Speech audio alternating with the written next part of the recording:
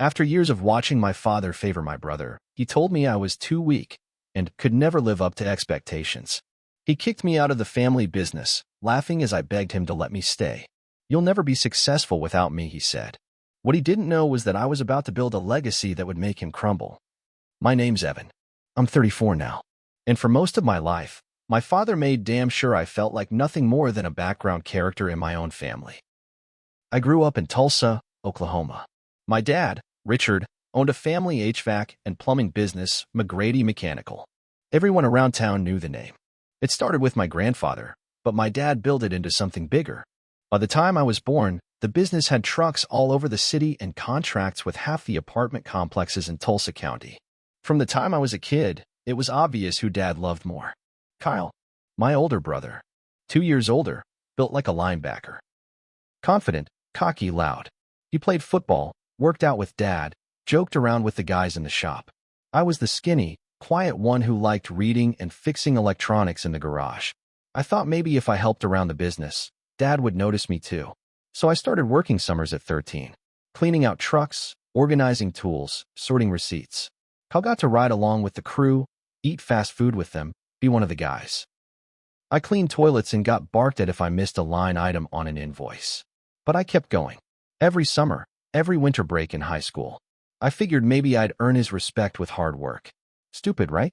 After high school, Kyle stayed local. Never went to college. He started working full-time for the company at 19. Dad was already talking about passing the torch to him. I knew if I didn't carve my own path, I'd be stuck watching from the sidelines forever. So I went to Oklahoma State and got my degree in business information technology. For years, Dean's List. Interned with a logistics firm in Dallas. I came back home at 23 with one goal: help bring McGrady Mechanical into the modern age. And I tried. God knows I tried. I brought in ideas like route optimization software, paperless invoicing, online scheduling, basic stuff that would have saved time and money. Dad wouldn't even listen. He barely looked up from his desk. "Kyle handles the real stuff," he said. "You can help with paperwork." That became my role. I handled vendor records, streamlined the contract filing system, built spreadsheets to track equipment life cycles. Stuff that kept the business from collapsing under its own weight. Kyle, he was out front shaking hands, showing up late, and getting credit for everything. There was this one project, Hollow Creek Apartments. Huge complex being built out west. I cold called the developer, pitched our services, built the proposal. I walked them through every step. They signed a 10-year contract with us. At the next staff meeting, Dad stood up and said, "Let's give Kyle a hand for landing Hollow Creek." I looked around. No one said a word. That moment changed something in me. I started keeping records, proof of what I did. Emails, signed proposals, meeting notes. Not for revenge. Not yet. But so I wouldn't forget who I was. The day it all broke apart was March 3rd, 2019. I remember the date because it was the same day I'd finally convinced a local fleet company to give us a shot, 12 service contracts. I brought the folder into Dad's office, excited for once. He barely glanced at it. Instead, he went off about a service truck that had broken down. Kyle was supposed to handle the maintenance, but forgot. Again, I told him, calmly, that I had submitted the repair paperwork 2 weeks ago and copied Kyle on it. That's when it happened. "You always blame your brother," he said, standing up. "You think too much. Do too little. You've been a drag on this company long enough." I didn't understand what he meant until he walked over to the file cabinet and pulled out the folder with my name on it. "You're done," he said. "No severance. No stake. You don't belong here." I was stunned. I didn't even speak at first. I stood there like a damn ghost while he smiled like it was a poker win. "Please," I said. "I've given everything," he laughed. "You'll never be successful without me." That was the last thing he said to me. No one stood up for me. Not Kyle. Not the crew I worked beside for 10 years. I packed up my desk, drove home, and sat in the dark until the sun came up. The next morning, I opened my laptop and pulled up the folder I'd kept hidden for years. Every deal I'd brought in. Every system I'd built. Every mistake I'd fixed behind Kyle's back. I looked at the facts. And I made a decision. If he thought I was weak, I was going to show him just how wrong he was. I didn't sleep much those first few weeks after getting kicked out. I was angry, sure. But more than anything, I felt humiliated. I kept hearing his words in my head. "You'll never be successful without me." That stuck. I cashed out what little savings I had and started small. Just me, a laptop, and a rented desk in a shared office space downtown. I called my new company Evercore Systems. It wasn't plumbing or HVAC. I didn't want to live in his shadow. Instead, I took what I knew, logistics, contract tracking, inventory control, and built software tools for small service businesses like his. I designed an app that let HVAC and electrical companies manage their routes, parts, jobs, and invoices all in one place. Nothing fancy, just simple, reliable tools that saved people time. At first, no one cared. I cold called 50 places that first week. Got told to screw off at least 40 times. But I kept going. One day, a small HVAC company on the edge of Broken Arrow gave me 10 minutes. I showed them a demo, and they signed up on the spot. That was all I needed. I didn't sleep for 3 days straight. I added new features, refined the interface, fixed bugs the minute they popped up. Within 3 months, I had 6 clients. By the end of the year, I had 27. And here's the part that still makes my blood run cold. One of those 27 was a company called Betrayal Mechanical. They were one of Dad's oldest competitors. Dad hated them, always called them cutthroat pricks. Their owner, Neil Barrow, called me personally. He'd heard about me through a subcontractor and asked if I could build a version of my system tailored to his multi-location setup. I said yes before he finished his sentence. I knew what this meant.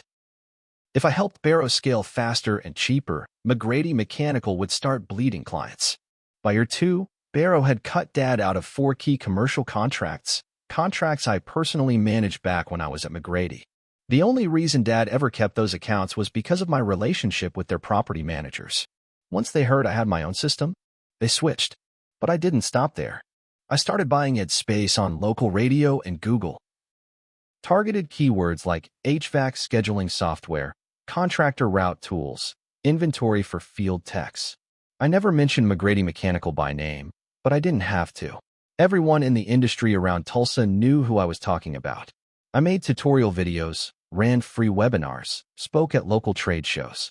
People started calling me the tech guy who used to work for McGrady. Meanwhile, Kyle was floundering. I heard through an old tech I used to work with that Kyle had taken out loans to expand the fleet without consulting Dad. Then he missed 2 city inspection deadlines because he forgot to file the paperwork. Their customer reviews started tanking. Clients were leaving. Dad tried to hold it together, but I could tell from his interviews he was grasping. His name didn't carry the weight it once did. Then came the legal trouble. One of my old clients, the Hollow Creek Apartments, reached out. They discovered that some of the contract language from the McGrady deal had changed after I was fired. Dates pushed back. Service guarantees removed. Turns out Kyle had tried to renegotiate after I left without disclosing the changes. They wanted out, and they needed help. I didn't hesitate. I connected them with Barrow Mechanical, helped them transition their records, gave them the software for free. When the news hit that McGrady lost Hollow Creek, I got a call from my cousin Jared, who still worked in the front office. "Dude," he said, "Dad's been screaming in the office all day. Your name came up more than once." I didn't gloat. I just hung up the phone and got back to work. But things were just starting to spiral. Because the next time I saw my father, he wasn't angry. He was desperate. It was a Saturday morning in late October. I was in the middle of reviewing a potential partnership deal with a field equipment supplier when my phone rang. I almost didn't answer. No caller ID. But something made me swipe. "Evan," the voice said. "It's your dad." I didn't say anything at first. I just sat there, holding the phone, feeling that old mix of anger and numbness creep up. He finally spoke again. "I need to see you." I laughed. I didn't mean to. It just came out. "Now you want to talk?" I said. "After everything?" There was a long pause. Then his voice dropped, low, quiet, almost ashamed. "We're in trouble. Kyle screwed up." I didn't respond. Just waited. "We're being audited. One of the clients claimed fraud. I think they're pressing charges." He told me Hollow Creek had filed a complaint with the state licensing board. Apparently, when Kyle changed the language in the contract, he forged my digital signature.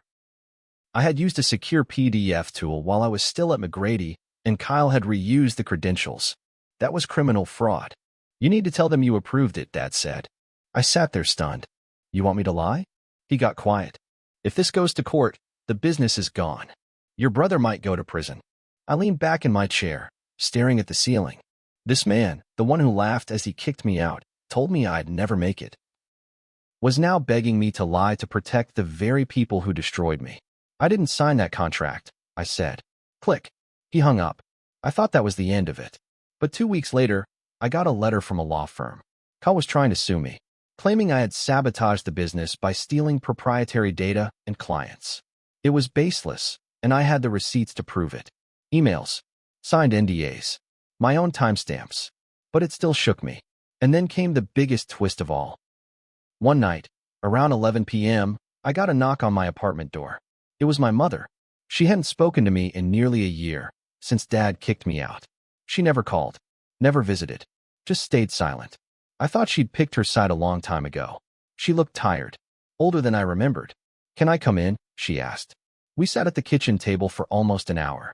She told me everything, things I didn't know. That Dad had mortgaged the family home without telling her. That Kyle had gambled away nearly $90,000 of company money in some crypto scheme. That the business was weeks away from bankruptcy. And that Kyle had forged not just one, but 3 client contracts under my name. But here was the twist. She had proof. She'd quietly started keeping copies of company documents after Kyle got promoted. She didn't trust him. And now she had a folder, thick with emails, payment logs, altered contracts, all pointing back to Kyle and Dad covering it up. "Why are you giving me this?" I asked. Her eyes welled up. "Because I was wrong. I let him push you aside. And I can't let this go on anymore." I took the folder. The next day, I met with my lawyer. We were done playing defense. With my mom's folder and my own records, we built a case. One that showed a pattern of fraud, negligence, and retaliation. My lawyer didn't just want to defend me. He wanted to take the fight straight to them. We filed a civil suit against McGrady Mechanical, my father, and Kyle for defamation, fraud, and unlawful termination. It got attention fast. Local business journals started poking around when court records showed Kyle had forged multiple client signatures, including mine, and altered legal contracts. Hollow Creek joined the suit once they learned the full scope. Then the state licensing board launched their own investigation. That's when everything started falling apart for them. McGrady Mechanical's commercial insurance dropped them. Their credit line froze. Subcontractors pulled out of active jobs. And one by one, their clients walked, many of them already using my software. I didn't have to convince anyone. The truth did the work for me. Kyle tried to get ahead of it. He released some half-assed Facebook statement blaming a rogue employee for the fraud. Everyone knew it was about me. It backfired. The comments tore him apart. I didn't even have to respond. But here's where the real revenge came. The court ordered a forensic audit of McGrady Mechanical's finances. Turned out, Kyle had been skimming for years, padding vendor invoices, moving funds through shell contractors, even taking out unauthorized draws against the business accounts. The numbers didn't lie. My dad tried to claim ignorance, but there were emails with his approval. He knew. He helped cover it up. It was the only way the books ever balanced. They were charged, both of them, with multiple counts of business fraud. Kyle got the worst of it. He took a plea deal for reduced prison time, 18 months minimum, plus restitution. Dad avoided jail time, but the state stripped him of his contractor license. He can't legally run or own another licensed business in Oklahoma. The business collapsed. The McGrady name, once respected all over Tulsa, became a joke. Their Yelp page was flooded with 1-star reviews and news links. The office was repossessed. The fleet trucks were auctioned off. I bought one of them, just for the satisfaction. And my mom?